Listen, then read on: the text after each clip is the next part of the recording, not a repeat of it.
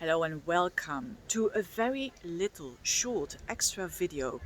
Hello dear astrology friends, an extra video about the lunar eclipse. I'm recording this outside because it's such a beautiful spring day here, and I'm very close to, you could say, what is called the, don't mind my camera technique here, but it's a very nice place in Ghent, which is called the St. Bavsap Day. But anyway, let's talk about this lunar eclipse.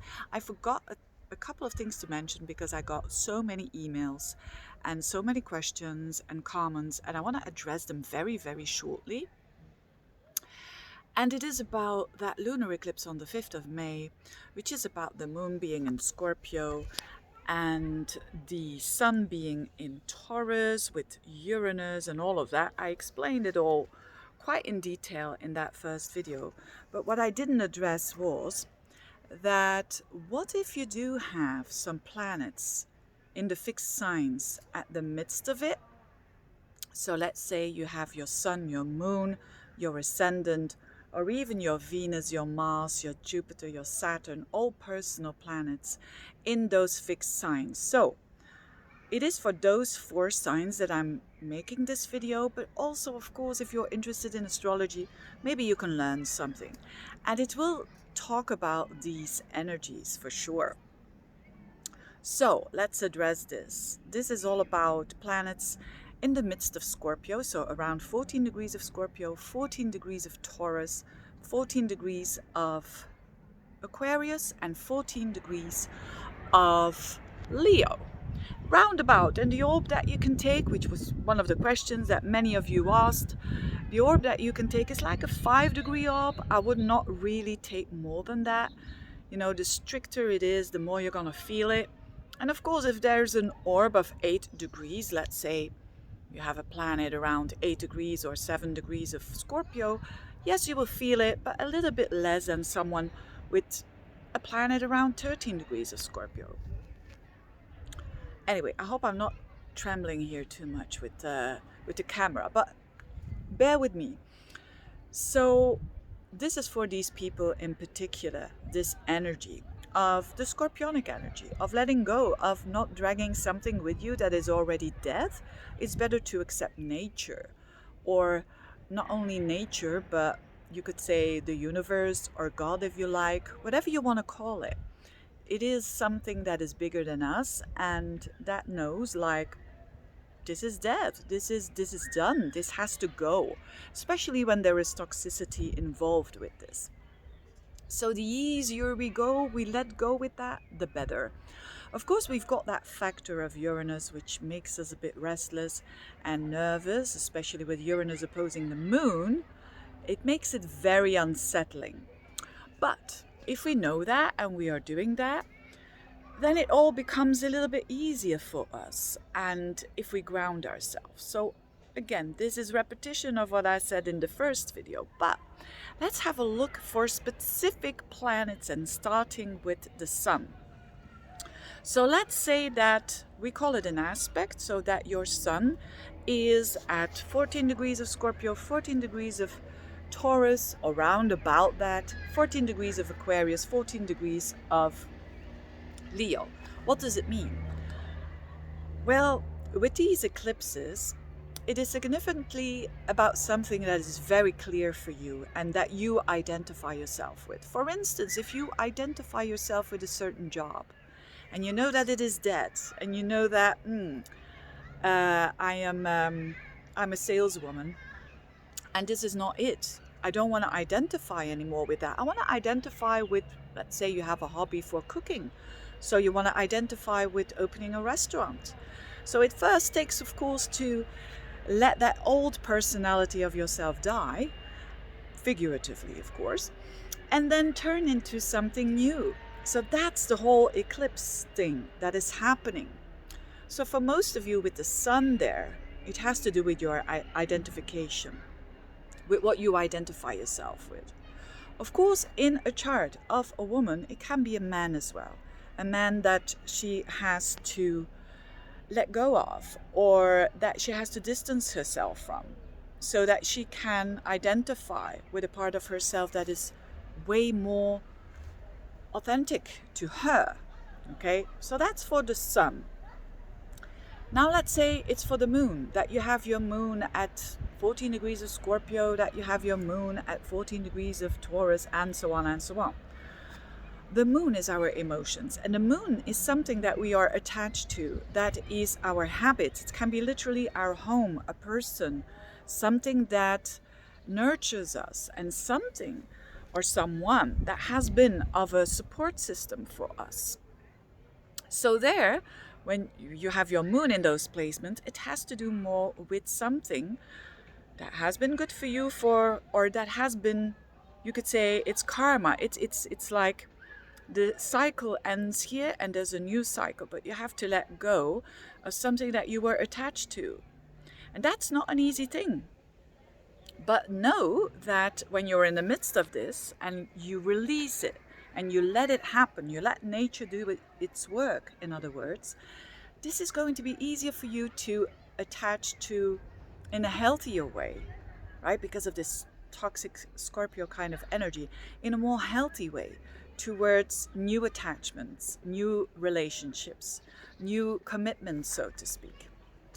So yes, this could be a toxic relationship where you know that it has run its course, you've learned a lot from it, but you have to detach yourself from it. You have to close the door, or the door closes in front of your eyes, and you are compulsive and feeling that, oh, I don't want this, but know that it is best for you and everyone concerned, so that you can relate to people who are more matching to you, who are more of a healthier way. So that's when it comes to the moon. What else do we have? We have the ascendant. The ascendant is of course so important. When you have Scorpio as your rising sign, or Taurus, or Aquarius, and Leo around the midst of it, this is your whole, especially Scorpios and Taurians, this is your life path. I mean, the ascendant is your life path. It is your destiny. So it's like almost a part of you, your persona.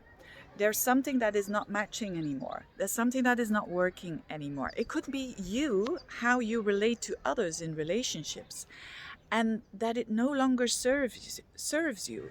Like, for instance, let's say you were a bit too codependent.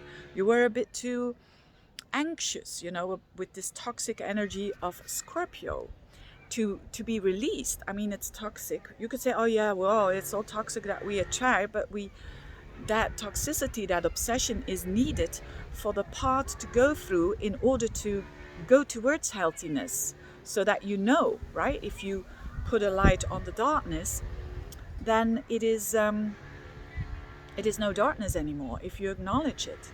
So it is definitely an important time for you then to show who you are and to know who you are, and to choose to say, what is the kind of woman or the man that I want to be in the future and today. And I choose today that I want this to be with healthy boundaries. So it's a very much of a boundary stuff when we talk about the ascendant here, because it has to do with other people and it has to do with what you exude. So either you cross boundaries of other people because you're too controlling, or either the other way around, you just let people walk all over you. So therefore, as the message, have better boundaries and work on that. And it's a lot about the pull and push technique, right? Here with Scorpio and with Taurus, they both are signs that want to have things, but it's in a healthy way that they learn this. And it's about, it's really about, when I want something too much and it's compulsive, just take a step back. And when you take a step back too much, maybe it is indeed better for you than you think. So that's the ascendant. When it is Venus, when you have your Venus in Scorpio, or your Venus in Taurus, Aquarius and Leo around the midst of that, then it's your love life. It's your love life, but it's also your value, and it's also what is dear to you. And what you value and what you think is important. So for these people, it's a lot about self-worth. So again, it could be in relationships, of course, depending on your astrology, but for relationships, it's a lot about who do you want to be, and about like attracts like here, and raising the bar. With the North Node in Taurus, it's all about quality, and it's all about quality relationships and interdependency rather than codependency, where you are needy or another person is very needy towards you. That is not attractive. So it's about raising the bar so that you get more attractive, or that you attract people that you find more attractive in your life. So for Venus, it's very much about themselves, their self-worth.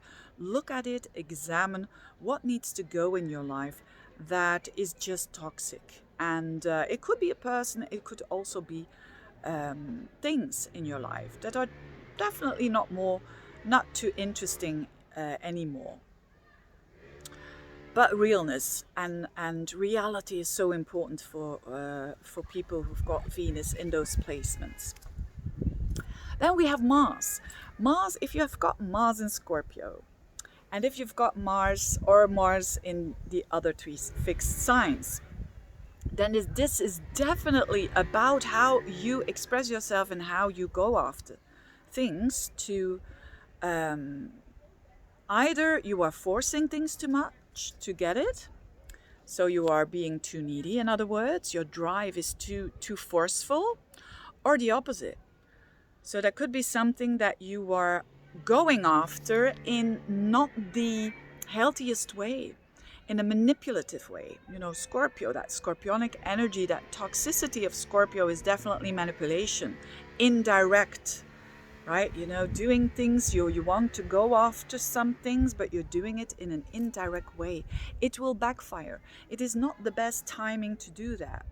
It is better to hold your integrity and to ask yourself, what is your intention with every single step that you're taking? So you are here challenged to, when you take a step, to watch your integrity and to ask yourself, what is my intention?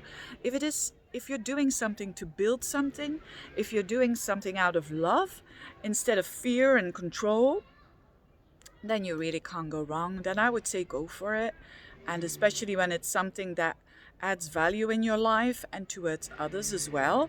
I mean, that North Node in Taurus, it wants realness, it wants reality. So mind your intentions. That's the basis of having Mars in those signs. Jupiter is our purpose. So when we have Jupiter in one of those placements at 14 degrees Scorpio and blah blah blah and etc., we are challenged towards our purposes. What is our purpose? What do we find meaningful in our life? And here it could be anything, right? It could be, again, a person, a habit, whatever, where Jupiter is in your chart and which house and so on.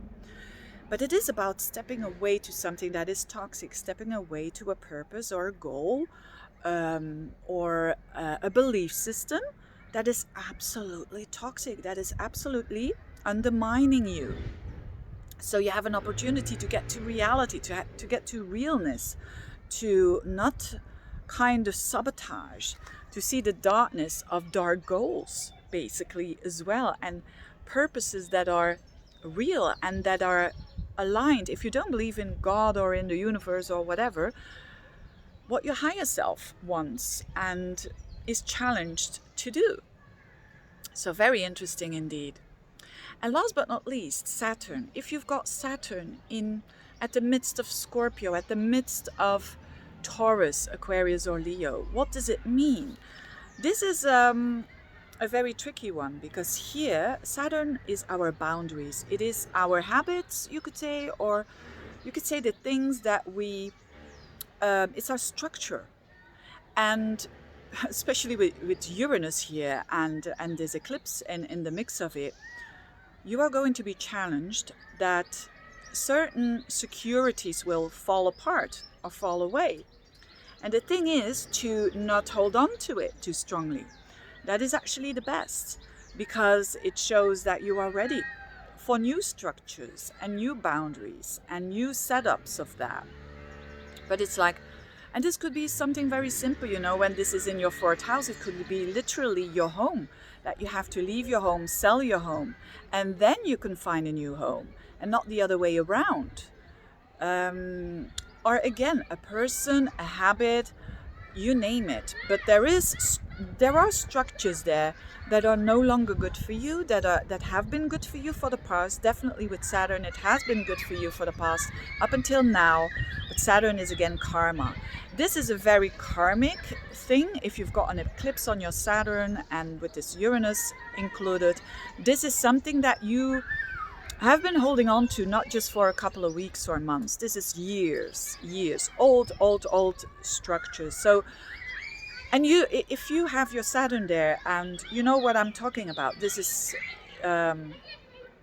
something that can stop out, you know, all of a sudden because of this Uranus, but that, you know, yes, this is a maturity cycle that kind of stops, you could say, that kind of ends here, and that you are ready for a whole new one.